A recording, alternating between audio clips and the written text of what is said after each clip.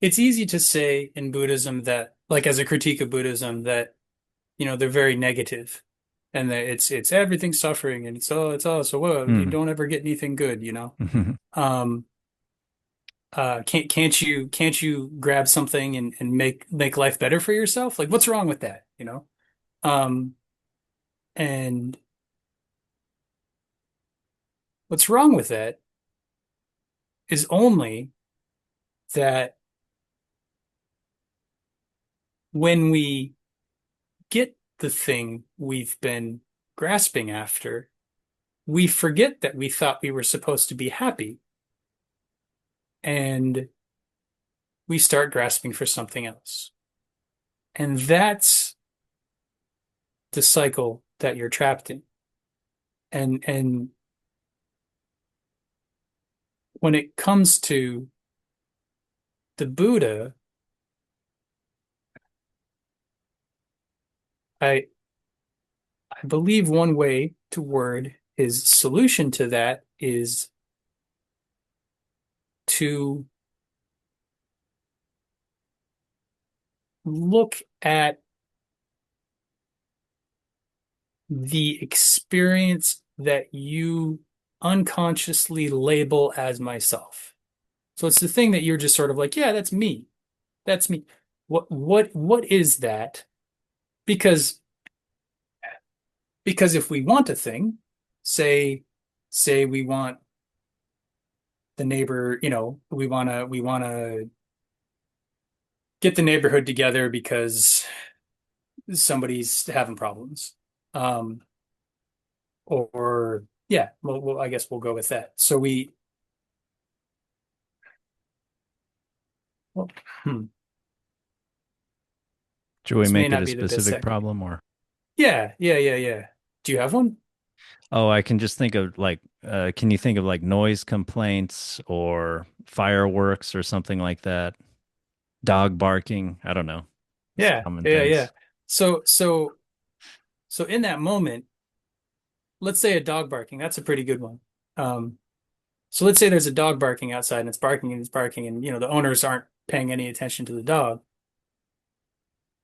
Most of us, myself included, will respond to that.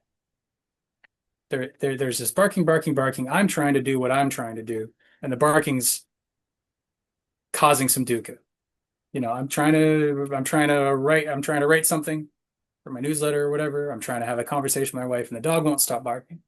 And so there's this rubbing right there. There's this rubbing. So we can get up and we can go and we can yell, "Shut your fucking dog up." We all know that doesn't quite work, but it's an expression.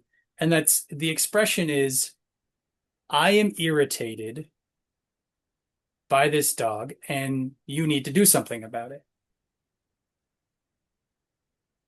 And that's not entirely wrong, right? Like dogs ideally are happier when they're trained, and people who own animals should care and train for their animals so that it creates a more harmonious thing. But if you go over and you talk to them and you're like, "Why don't you take care of your dogs? What's wrong with you?" They're gonna say, "Well, fuck you, it's my dog." And there's going to be this argument there. Hmm. There's a reason that most times people are just like, "Well, I guess I'll just sit here and let the dog bark. Nothing you can do about it." You know, all of that is based on a limited view of there is this stimulus happening over here that is causing irritation here. I don't know how to deal with this irritation. I can't sit with it. I can't, this dukkha is having me grasp for quiet, and I have to create quiet, and I have to go out from this place of irritation to attend to this thing. And if I understand Verveke what he's saying, it's sort of like, well, you want to get better at doing that. Um, find more skillful and wise ways of doing that.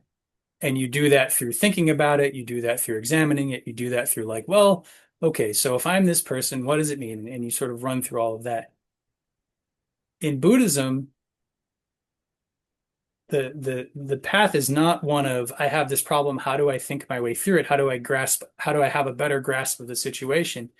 It says if you look at the experience of the one who is irritated,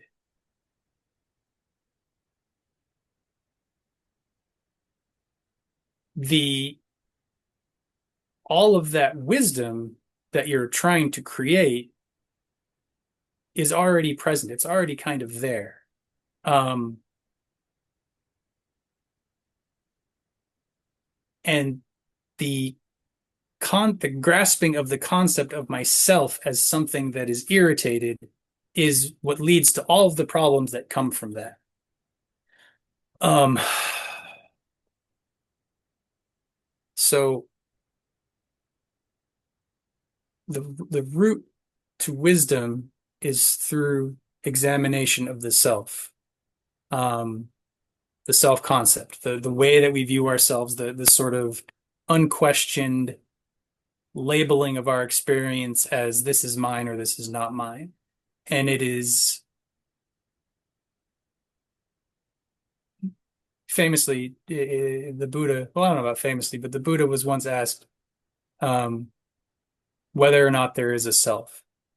And he taught that all phenomena are anatta, which means no inherently abiding self. Everything is dependent, everything, including what we think of as ourself, me, is dependent on conditions, is just arising in this moment, um, and